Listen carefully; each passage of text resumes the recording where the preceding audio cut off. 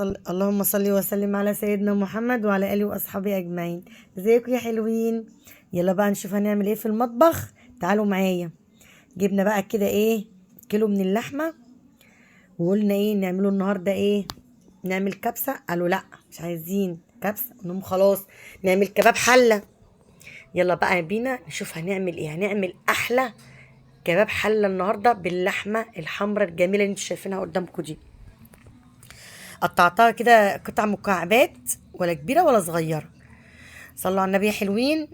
وكل ينزل في الكومنتات يصلي على النبي وشير حلو لاختكم شهرزاد، وكومنت لاختكم شهرزاد يا حبايب قلبي، ولايك لايك يا حلوين. وجبت 4 بصلات حلوين كده، حلوين. كتري كتري وبلاش تستخسري. وايه ونضفتهم كده، وايه ومسكت كده قطعتهم جوانح كده.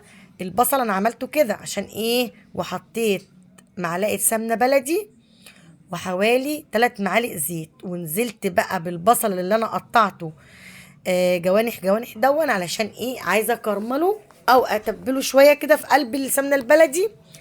علشان ايه، هنزل عليه دلوقتي باللحمه عشان كباب الحله. ايه طبعا انتوا عارفين بيحب البصل. نزلت بقى باللحمه بعد ما البصله بتاعتي يا دوبك كده اتكرملت شويه، ونزلت واحده واحده كده باللحمه، وقعدت اقلب فيها.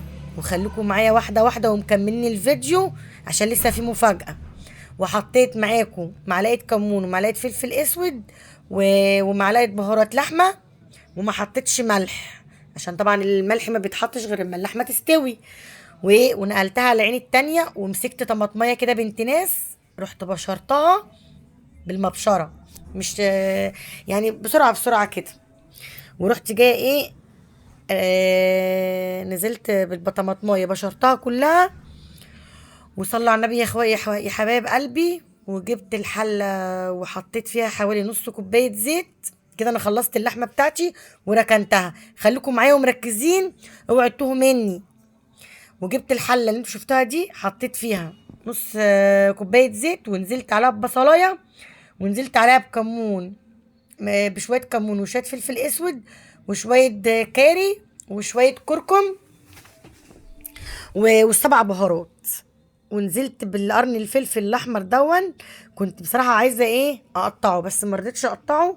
قلت خليني احطه نصين كده عشان ايه، يعني ما يبقاش مهري في قلب الرز.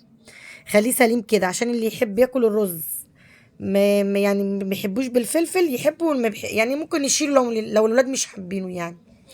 ونزلت ايه بشويه الطماطم اللي انا بشرتهم معاكم على قلب الفلفل والبصله. ونزلت ايه بالملح بتاعي، ملحت التتبيله بتاعتي اللي انتوا شايفينها دي. ونزلت بكيلو رز بسمتي، وحطيت نص معلقه قرفه عشان طبعا انتوا عارفين القرفه بقى بتعمل ريحه كده مميزه لاي اكل. طبعا حطيت في الكاتل ميه تغلي، ورحت نازله بقى بعد ما شوحت الرز بتاعي. قعدت اقلب في الرز جامد جامد وشوحته زي ما انتوا شايفينه قدامكم، ورحت حاطه نازله عليه بالميه. ورجعت تاني للحمه بتاعتي، طبعا كانت ايه استوت، بس نزلت بقى عليها كمان ببصلتين كده ولاد ناس تاني غير اللي انا كنت حاطاه في الاول. وقلبتها مع بعضها كلها. وطبعا انتوا عارفين ان ايه، ان اللحمه اللي كباب الحله بيحب البصل. انا ما حطيتش على كباب الحله غير البصل بس، فقط لا غير، والتوابل بتاعته. طبعا انا كده دوقت اللحمه بتاعتي لقيتها ايه استوت. رحت نازله عليها بالملح، ظبطت الملح بتاعها. وايه وكانت كده خلاص معايا بقى استوت زي ما انتوا شايفين. مش قادره اقول لكم كانت الريحه عامله ازاي، كانت تحفه تحفه. وكانت قلبه البيت كله. طبعا لقيت الملح بتاعها شويه، رحت نازله تاني بشويه ملح. هنا بقى بغرف الاكل بتاعي. حطيت شويه حتتين لحمه كده في الطبق، وحطيت الرز على قلب الطبق اكنك عامله طاجن كده. انتوا فاهميني واخدين بالكم؟ ركزوا ركزوا معايا. بصوا انا بغرف قدامكم وبحط شويه اللحمه في قلب الطبق، واروح غرفه عليه الرز اكنكم عاملين طاجن في الفرن. اللي هو الطاجن اللي بالمكرونه ده عارفينه، بس ده بقى ايه بالرز البسمتي. بس اللحمه والرز مش قادره اقول لكم كان طعمهم عامل ازاي، والله مش بكذب عليكم. كانوا قلبين الدنيا. والولاد كانوا فرحانين قوي ان انا عامله لهم، ما كانوش عايزين يعملوا كبسه ان انا احط اللحمه في قلب الرز، لا، عملتها كده وايه، ورحت في الاخر عملتها زي ما انتم شايفينها كده، كانت طعمها تحفه. اللي عايز ياكل الرز لوحده عايز، اللي عايز ياكل اللحمه لوحدها برضو ياكل براحته. وغرفت الاكل كله معاكم زي ما انتم شايفين. ساكتين ليه؟ ما تسرحوش مني. اعملوا لايك، انزلوا لاختكم شهرزاد. اللي لسه اول مره يخش القناه عند شهرزاد يعمل شير واشتراك لاختكم حبيبتكم، ولايك لايك يا حلوين، يا احلى اخوات في الدنيا. ربنا يخليكم ليا ويدومكم عليا يا رب. اللهم صل وسلم على سيدنا محمد وعليه الصلاه والسلام. بصوا بقى الاولاد كانوا واقفين ورايا، مش قادره اقول لكم بقى، عايزين يخطفوا الاكل كده، بس قلت لهم اصبروا عشان الاكل كانت ريحته ايه، عامله قلبان في البيت. اللحمه كباب الحله ده فعلا طلعت اللحمه تحفه.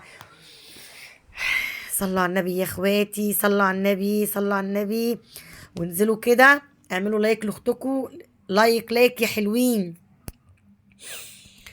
اه، اوعوا تسرحوا مني وتروحوا في اي حته يا حبايب قلبي.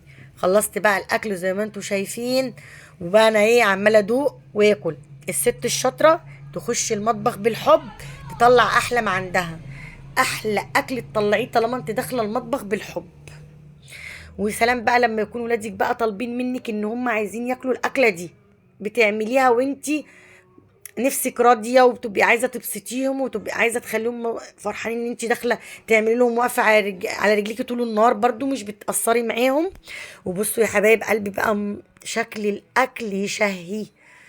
انزلوا بقى يا حلوين، شير ولايك، لايك لاختكم شهرزاد، يا احلى اخوات في الدنيا. ربنا يدومكم عليا يا رب. و... وانا مبسوطه قوي قوي منكم، لان القناه بدات تتفاعل معايا. واشوفكم على خير.